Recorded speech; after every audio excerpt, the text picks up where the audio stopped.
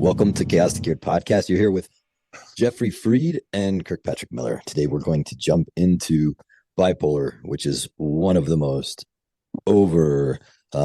inflated, misunderstood, I would say, mental health issues that exist. That and schizophrenia are both very misunderstood. And I would say all of them are. Anyone listening, I've talked about some of the things I've gone through. And to give a short summary, bipolar has different levels, so to speak. So bipolar 1 typically has more extreme swings, so to speak. So elevated manias and deeper depressions, and for longer periods of time.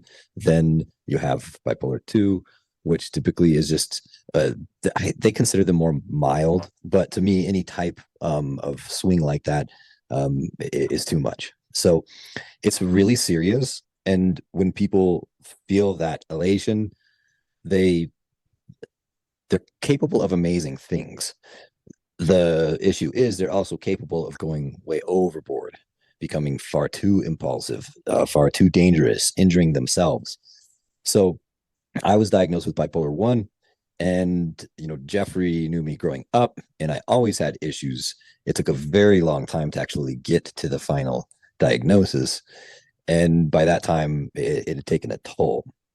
So, Jeffrey typically works with individuals that are autistic and on the spectrum. And, at my age, he was suggested to us, and I worked with him. And this is when, I was diagnosed with ADHD. They knew that about me. They were a little wondering about depression. And, it took a lot more to finally get to the final diagnosis. But Jeffrey, was there anything in me that you can recall, just out of curiosity, that would have made you think that I was? You got to see me, once a week for an hour, and we would spend time together. And sometimes it was longer than an hour as well. But not quite the consistency that you kind of need to see some of those swings. But were there some things that now, after working with thousands of individuals, that you could kind of pinpoint now? Yeah, I think so. I saw you when you were up, when you were in your mania a lot. I don't think I ever worked with you when you were in your depression, but I did know that when you were up, when you were like full of energy and enthusiasm, you could learn incredibly quickly. We used to play basketball sometimes, and you would really be competitive and enjoy the hell out of it. You talked pretty fast when you were full of mania, and you had a lot of enthusiasm. You were fatiguing to be around because when you're around somebody with bipolar, and I've had my share of people I've worked with who are bipolar, they when they're on, it is full of mania. It is fatiguing to be around them because everything they're talking real fast. You can feel their energy. I used to leave your house sometimes really tired, and that's that. I'm not an expert on bipolar, but I can tell you this: it's very, very close to autism, and it's so easily misdiagnosed as autism or definitely ADD. All these things are related, and they're very close. And it takes an expert to tell which is which. But Absolutely. the mood swings, I could see them. And your mom and your sister would tell me about just how miserable you were when you were down. And I did see you once or twice when you were depressed, and I really couldn't get anything out of you. I tried to cheer you up, but you were beyond cheering up. And I knew something was up. I didn't buy ADD. The mood swings were the prominent feature with you. And ADD, you can have mood swings, but not like this. They don't last as long. And the ADD person is usually full, especially if they're hyperactive ADD. They are almost always up and thinking real fast. And you weren't. You were very obviously, had tremendous mood swings, and you could be very argumentative, or you could be delightful. I never Yep. kind of knew what to expect.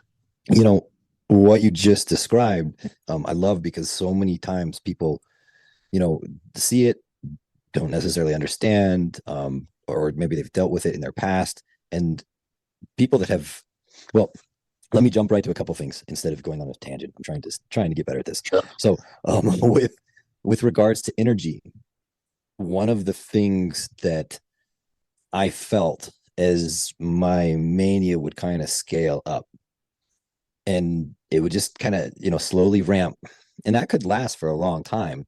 But each stage where I would ramp a little higher, the energy that I would feel would honestly be, it was almost like I felt the room and the people in it were getting darker.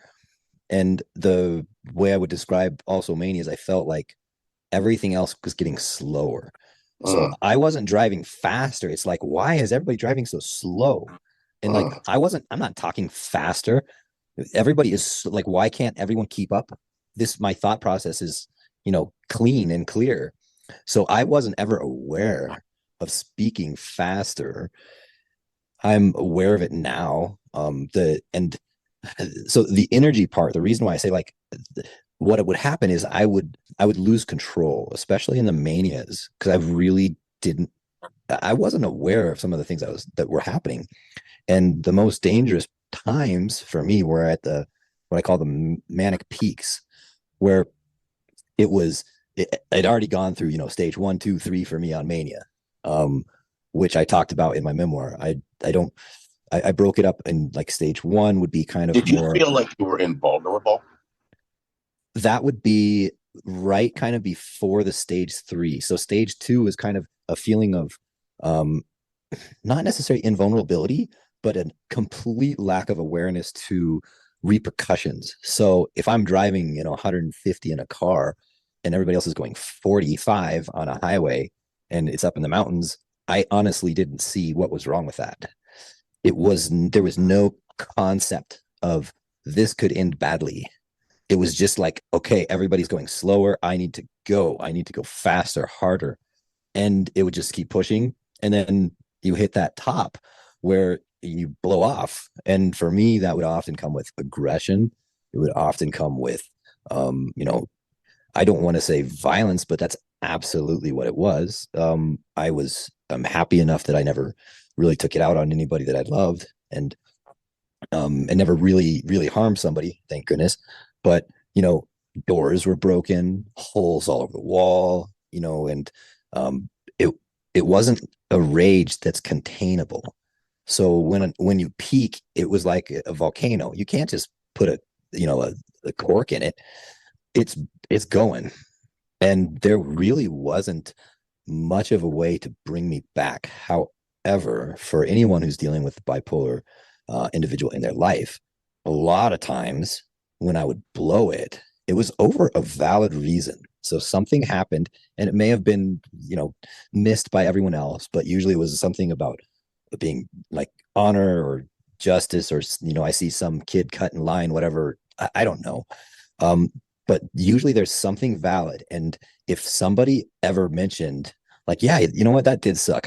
If they could capture what I was upset about and be a teammate, it really helped nullify the extreme. It kind of calmed me down a little bit, and it kept me on the way down. So after that huge explosion, you always crash, or at least for me, I always crashed into a deep depression where I was catatonic and unresponsive. And that was, a time not many people ever saw me because I couldn't get out of the house. I mean, when you're catatonic, you're not moving. So my depressions were so bad that, of course, people were worried. That's when stuff like that started happening. That's when I went to school, or to a therapist. And it happened to be, I think, maybe the year before I started college, I believe. And of course the diagnosis came in, and I still denied.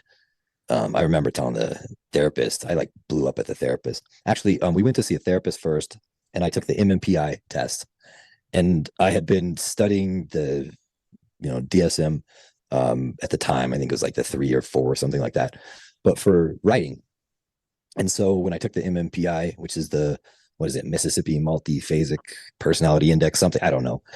It's an acronym for a test that asks you a whole bunch of questions trying to pinpoint, maybe if you might have depression, maybe if you are slightly manic, maybe if you are this.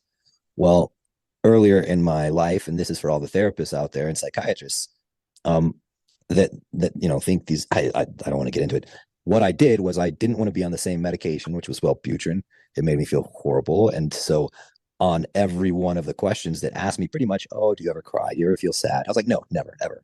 Right. Well, of course, it threw off the test. So my score was 100 on that mania and 0 on depression. So, I totally skewed the test. I told the therapist that because I was trying to get ADHD medication. And of course, they won't prescribe you ADHD medication, stimulants, if you're in a manic episode. And so I remember the guy's like, you're manic. And I went off on him. And now looking back on it, the fact I went off on him shows I obviously was manic. So, but that experience led us to the psychiatrist who finally, sat down. And this is after years of trying. So for people out there, my mom started looking when I was like 9 or 10 years old. It took like, 15, 6, I don't even know how many years for us to get a definitive and clean and proper diagnosis. And that's when they started me on a whole bunch of other medications, with lithium being the first one that they really started me with, and then Lamictal. So Lamotrigine is the generic, but those were both the first two, and they're still somewhat of the gold standard. But they drugged me really heavily. It was pretty. With Jeffrey, you have worked with some of these people, and what are some of your thoughts when it comes to the some of the things I've said? Feel free to comment Yeah. or Okay. Well, go wherever you I like. look at it. I look at it a little bit differently than most people. It's all action reaction, and so when you're manic, you're producing huge amounts of adrenaline and cortisol, and your body is just pumping that stuff out nonstop. You probably don't sleep. I've heard of people who are bipolar who don't sleep for a week, literally not a minute, because there's so much energy they can't relax. Then, because their bodies are depleted at some point of the cortisol and adrenaline, they crash and they're suffering exhaustion, adrenal fatigue, and that's the big one. And so it's physiological too. It's hugely physiological. And when you crash, um, I've heard and I've spoken to quite a few people that I know who are bipolar. They said it's when I am deeply and profoundly depressed, it's not when I'm likely to kill myself because I'm so Yes, depressed I couldn't even get a you gun can't during that. move. You can't move. It's when you're coming out of it and beginning another cycle where people try to kill themselves. And bipolar, I've read some horrible statistics about people in bipolar. The leading cause of death is suicide, Yeah. and it's such a hell to feel that coming and knowing what's going to happen and anticipating the next decline. Because manic stuff can be pretty exciting, but you know what's there on the other end. And that's so dangerous. And you can't talk to anyone about it. This is not a talk therapy thing either. This No. this is you can talk till the cows come home. It's not going to help. This is definitely something that is biological, physiological, and has to be dealt with that way. Yeah, it's okay when you're coming down to talk and reason with some of the symptoms would definitely help to understand what your body is doing to you. But the thing I'm so worried about is I just keep hearing so many people are bipolar, being identified as bipolar or on the spectrum or ADD. It's pretty hard to find someone who isn't at this point. It's And I becoming a know, lot more common. What were you yeah, saying? I don't know the stats, but I know it's more common. And it's serious because of the suicide rate and the fact that when you're manic, you're going to use a high probability of killing yourself or hurting yourself because you don't see the dangers in some of the things that you're doing. Oh And my something goodness, yes. it's I'll just sort of summarize it like this.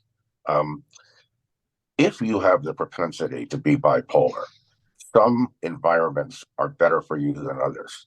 And the kind of environment that we are in now, with this sick culture and constant stimulation, will tend to make the up even more up and the downs even more hard, even more depressing. This is not a healthy mental health culture. It's just not. Oh And no. and it's getting worse. I honestly find very hard to find people who are suffering from one of these conditions. I know they're out there, but when they used to be 80% of the population, they're less than half now. Um, Go ahead. You know, it's interesting um for me as an individual diagnosed with bipolar one, and for people who want to read my story, my links around there. But I feel very alone at times because there's definitely a lot of individuals that were well known in, say, a bipolar sphere. So there's like these mental health communities around in social media, and it's one of the few it's one of the few mental health issues where I just constantly see people vanish and reappear and just vanish and reappear. And the hard part about that is that there is this, I was told by everybody that I couldn't manage a job, I couldn't manage a relationship, I couldn't manage school. I mean, that was told to me over and over and over again. It was written in literature, the failure statistics, I mean, it was pretty much a doomed diagnosis. I mean, there's really not many other ones that are as bad as getting a bipolar one. I mean, you have, of course, some of the really terrifying ones like cancer or Alzheimer's. I think those are even worse. But with bipolar, the thing is that you end up destroying every single thing you care about. Mm, Every person you love gets harmed. And the mm, weirdest part, about some of that stuff is if things aren't managed and they're not, it's difficult to manage even the medications, the ones that I was given, and I was on everything under the sun, antipsychotics, anti-seizure medications, mood stabilizers. I mean, just literally you throw it out there, I took it. And it was overwhelming. There were days when I couldn't, function, move, felt absolutely inebriated. And, that still was better. Honestly, that was better than harming people and the people I cared about. I mean, for me, I would have rather been in that drugged out state where I was not functioning than out constantly just tearing things apart. I would build something and then it'd go away. Now, it really helped me in times like you mentioned earlier. So during a manic phase, I would be explosive with research. So if I got into a program, I would get, and this is where you said there's some similarities with, autism and bipolar, but I would get so enthralled. Now, some of this is OCD as well. So people listening, I do have, quad diagnosis. So there's a lot more complexities there. And on that note, you can listen to our Everything is a Spectrum podcast where we kind of said so many of these things are interconnected. And I do believe that one of the things that you stated that I just have to restate is you said the environment is so important. So if someone is dealing with bipolar, stress is not a good thing. Stress will pull that out. It'll pull a swing out one way or the other. And what do we have in this culture and this society? Honestly, this country, it is so stressful. And it's not just this country, it's the entire world. Everything is anxiety driven. We have I would gamification. argue. I would argue it's this Go ahead. country more than other places. I've been all over the world, and there's a lot healthier cultures than this one. This is a really bad culture for somebody with a Mental mental health. Well, do you think it's the pressure? Do you think it's the financial? I mean, for me, yeah, it's the I was pressure. told and especially when you're told that you can't succeed, what are you supposed to do with your life? For me, I put my honestly faith in other people. I built other people up so that I was protected. And that was my fatal flaw, was not believing in myself. And, that's something that so many people, and how I felt when I was first told, oh, you have bipolar one, I was just in complete denial. I yelled at the guy. And I mean, my mom was in tears. And, you know, I knew objectively what a serious diagnosis it was. And so it was very angering to hear that. And the guy was very classy, and I really liked this doctor. He's just a spectacular guy, and he was very patient because I was definitely not easy.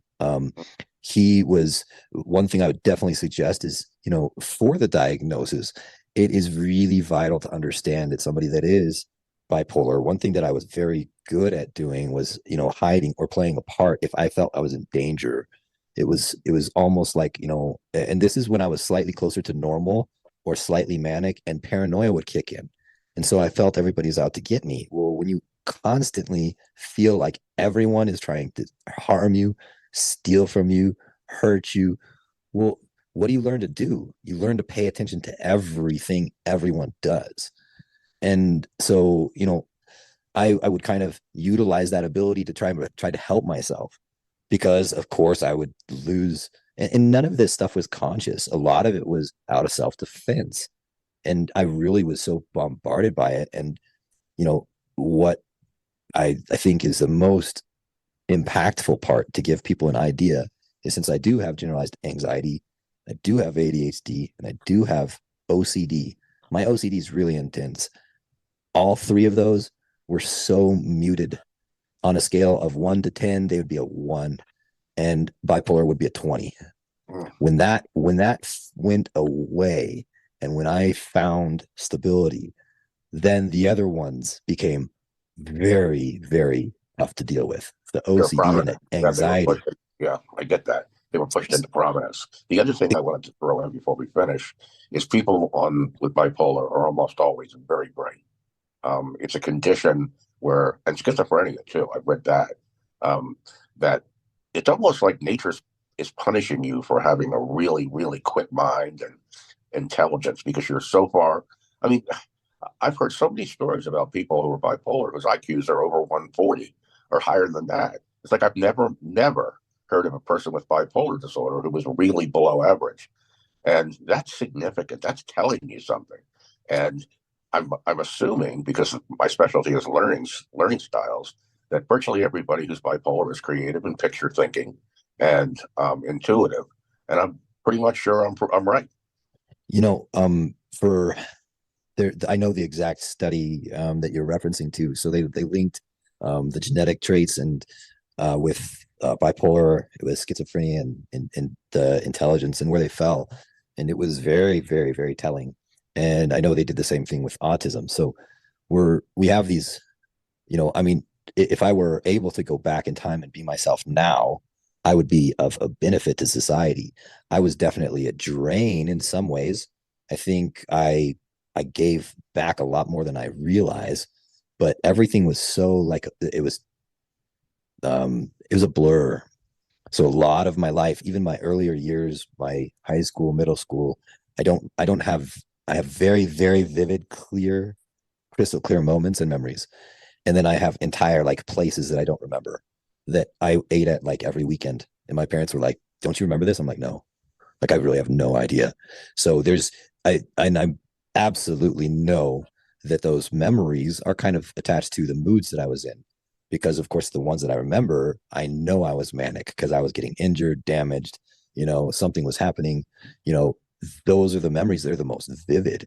I do have some downs that are very, very, very clear. And those, I would wish upon no one. No one should feel that down that you just don't even want to eat. You don't want to move. And the worst part about, I think, and I do want to mention this because I don't think bipolar is the only one that deals with this, because you're causing harm and you're trying your hardest not to, you're trying your best. You feel so much guilt towards everyone else, and you self punish. So for me, even something that might bring me joy, I would push it away because I don't know if I felt like I didn't deserve it. It was something that was really weird. So if somebody is in a down and they're truly, truly down, trying to make them giggle or laugh or something like that, honestly backfires often. Usually, what is a better tactic is to just literally sit back, just don't even have to say anything. You can just sit down. They'll notice your presence. Just someone's presence is often enough to take somebody from that point of no return to there's hope. But when people tried to come yank me out of bed or something like that, one, I was catatonic. I literally, they just couldn't move me. So, but had they done it maybe like a week later when I had pulled out of that really deep down, then a lot of people don't understand anger and depression go together. Yep. So I would lash out if they had tried to force me. You try to, strap your boots on, get to work, get out. Ooh, that's so. I would say I was highly volatile. I felt like I was, you know, nitroglycerin, where everybody else is nice and stable water. I mean, that's how I felt with my life. And the hardest part is dealing with the aftermath. And when you are recovered, you look back and you just have this swath of destruction behind you. I've done my best to clean it up. I've done my best to apologize to those who need apologies, which was every person. So I've tracked down most people. There's still a couple I'm looking for, but Oh, that is a painful way to look back because, and it wasn't me. It wasn't something I was in control of myself.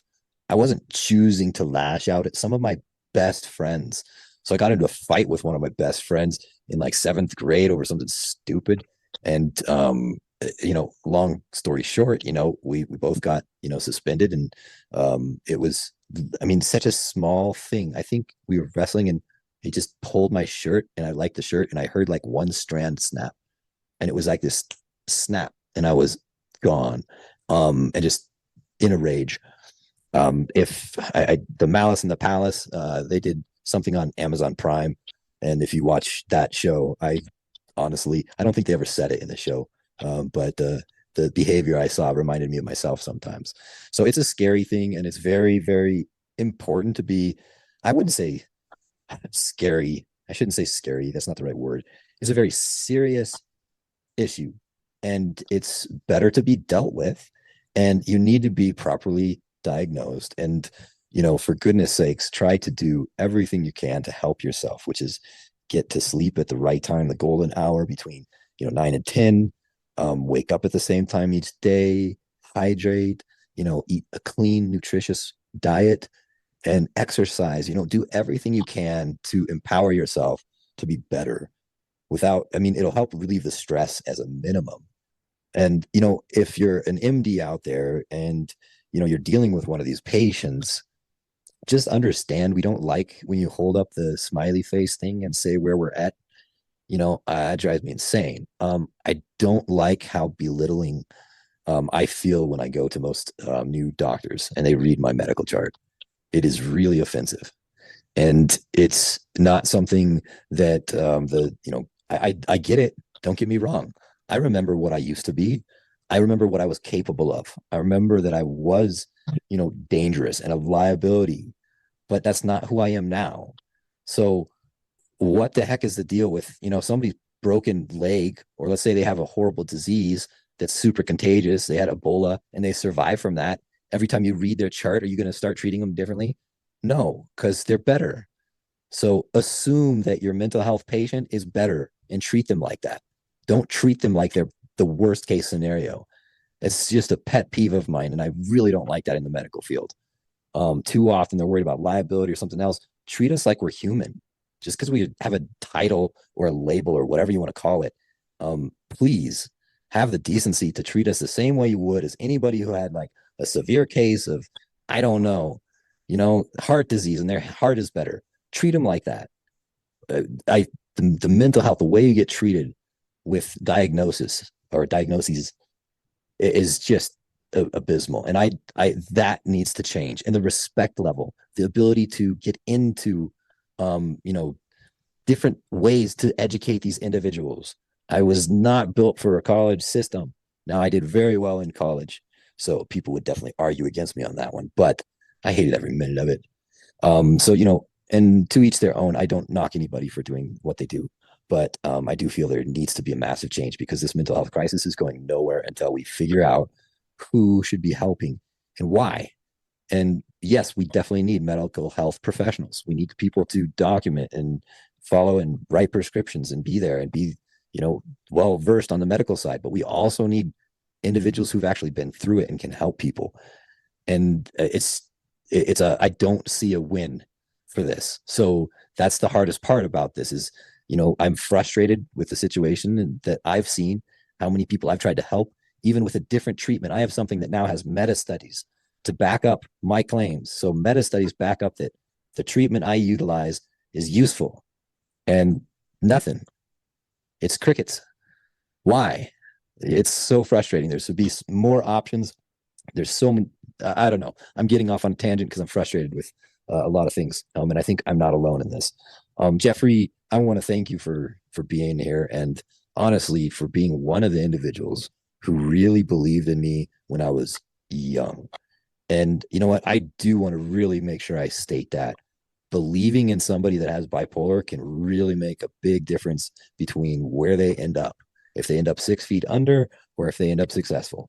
just having one or two people that actually look at you and treat you like a human and believe in you. Jeffrey, I only had my second grade teacher that I think of. And there were other teachers that were nice to me. I'm not talking about that. I'm talking about people who believed in me. I had two in my entire 18 years growing up that ever saw any potential in me and treated me like that. And then I had you. That's it. That is, and I needed that. So thank you for being there, and thank you for doing that for so many other people too. Is there anything you want to add or One more thing. contradict? One more Yeah. thing. Um, a lot of the people who have committed these gun crimes are bipolar. They mention that a lot. It's always like a postscript, but that makes perfect sense to me. Um, and I'm not. This is life or death stuff for not just the person, but for the culture, for the society. So take it seriously. And I would absolutely agree. And I'm actually a big fan of cool off periods. I think people need to wait. Most of the time, if somebody had made me wait, or if I had been taken away from a situation or not been able to confront someone for like maybe a week, then I would have fallen into that other side. So I would have gone into a depression. I would have forgotten about the whole thing because I would have found something new to be enraged about. So a lot of this, I definitely feel what you added is valuable. There's too much going on, and so please, if there's some really extreme, we'll put some show notes in. But we didn't want this to be something about diagnosing or anything like that. We wanted to talk about what it felt like, and just like we always do on this show. So thank you for joining us, and I hope everyone has a spectacular week ahead. So thanks so much. Bye.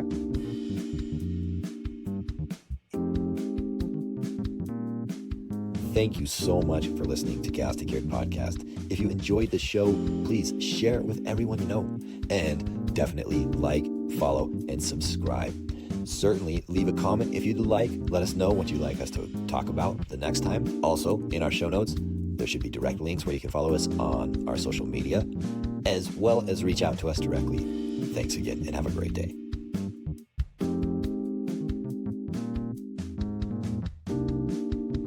The views, thoughts, and opinions expressed on Chaos2Cured podcast are the speaker's own. All discussion is based on our own experiences. We do not and cannot guarantee the accuracy or completeness of any information. Chaos2Cured podcast cannot give medical or health advice. All discussion is based upon our personal experiences and meant for general and educational purposes. This podcast is not a substitute for professional help or for diagnostic purposes for yourself or another. Chaos2Cured podcast always encourages you to consult an appropriate professional.